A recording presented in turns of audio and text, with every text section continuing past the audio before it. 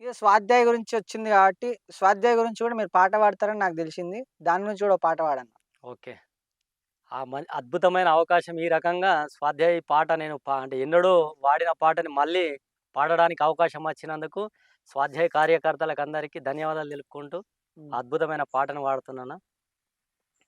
మారదు జీవనము స్వాధ్యాయమో వినా, మారదు జీవనము స్వాధ్యాయమో వినా, వేయి ఉపాయములను నీవు చేసినా, వేయి ఉపాయములను నీవు చేసినా, మారదు జీవనము స్వాధ్యాయమో వినా, స్వాధ్యాయముతోనే జీవన దృష్టి మారును, దృష్టి లాభించిననే సృష్టి మారిపో